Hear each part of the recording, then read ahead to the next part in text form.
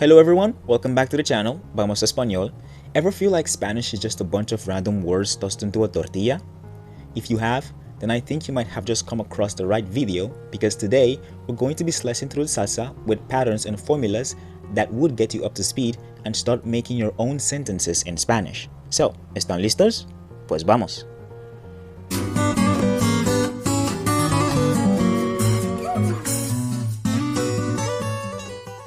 Spanish isn't just about learning random words, it's about recognizing the patterns that make everything click. So now imagine a train on a track, and each car of the train is a piece of language. A word, a phrase, a building block, and on its own, one car might not say much, but when you link these cars together in the right order, you get a long, smooth, grammatically correct sentence that flows like a train in motion. Let's say you have these random words, for example.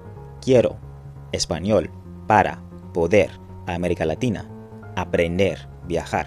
You can't get much just by knowing these words, but with a pattern, you can piece these words together and you can get something like Quiero aprender español para poder viajar a América Latina. And that, my friend, is how language works, with patterns. You learn how to attach pieces and how to build your own sentences card by card and thought by thought. By learning these patterns and formulas, you're not just memorizing phrases, now you're creating your own phrases. And in our upcoming videos, we will be exploring how to use these patterns with verbs like ser, estar, tener, venir, querer, necesitar, poder, hacer, and a few reflexive verbs. All these are high-frequency, everyday, must-know Spanish verbs. But in this video, we're going to be starting with tener. Tener literally means to have, but it does so much more than just expressing possessions. Here, we're going to look at two important formulas that tells us when to use tener in the right way. But before we do that, let's take a look at how tener is being broken down and conjugated to fit the different subject pronouns. You can pause the video if you want to memorize these conjugations or if you want to write them down. If you ever have problems trying to conjugate verbs or look up meaning of words in Spanish, you should check out the SpanishDictionary.com. There, you can search for words, even verbs, and it gives you the full conjugation across all tenses, plus definitions, example sentences, pronunciations, and even regional uses. It works great for computer and mobile devices, so you can use it anytime while reading, writing, and even watching your favorite Spanish shows and you come across any Spanish word that you do not know. I'll leave a link in the description and you can check it out. So the first formula we have is tener plus a noun. And this is to say that you have something, an object, or whatever. It could be a house, a car, 3 siblings, a cup, anything. And now that you've just learned how to conjugate the verb tener, how would I say I have a house? If a house is una casa.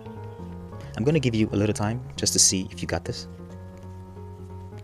So did you get something like tengo una casa or yo tengo una casa? If you did, great job, buddy. You're beginning to get the hang of Spanish patterns. Sometimes in Spanish, we can decide to take off the subject if we know who's speaking or performing the action. So instead of saying yo tengo una casa, we can just simply say tengo una casa because we know that tengo is only used for yo. Let's take a few more examples. You have an idea would easily translate to tú tienes una idea. They have time. Ellos tienen tiempo. And we have 3 dogs would be tenemos 3 perros. But how would you say she has a cat and a fish in Spanish? You can leave your answers in the comment section below. Another way we can use tener is by adding the little word que to show obligations and to say things that we have to do. So our formula here is tener que plus verbs in infinitive. For example, I have to work. Tengo que trabajar, with trabajar being to work. You have to study. Tienes que estudiar, with estudiar being to study. And these are verbs in the infinitive. So if limpiar is to clean, how do you say we have to clean? Tenemos que limpiar. And if 2 minutes is en 2 minutos, and to have breakfast is desayunar, How then do I say, I have to have breakfast in 2 minutes? Come on, you got this. Did you get something like, tengo que desayunar en 2 minutos? If you did, then you're beginning to sound like a Spanish speaker, and I give you a thumbs up at the back. Tener also shows up in expressions that don't match direct translations to English.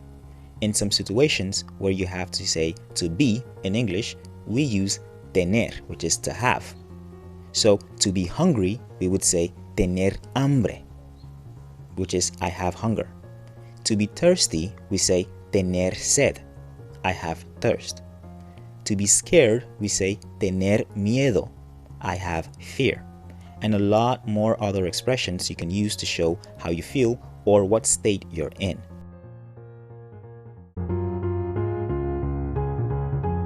Also, when it comes to telling ages, we use to be in English in words like I am 12 years old. But in Spanish, we would say tener, which is to have. So tener 12 years old would be I have 12 years old. So a quick formula here to remember is tener plus age plus años, which literally means to have plus age plus years. So I am 12 years old would be tengo 12 años. I have 12 years. I'm 6 years old would be tengo 6 años. I have 6 years. I know this was probably a complicated video, but these patterns and formulas are designed to guide you in creating your own sentences and get you up to speed in speaking and expressing yourself, provided you follow them ethically. Once again, your formulas are tener plus noun, tener que plus verb, and tener plus age plus años. Dale chicos, hasta acá el video de hoy. Espero que les haya gustado el video. Si es un sí, por favor denle like y suscríbanse ya para que puedan ver más videos educativos y chidos así como este. Yo soy Chilaca, te vamos a español y nos vemos en el siguiente video. Chao, chao.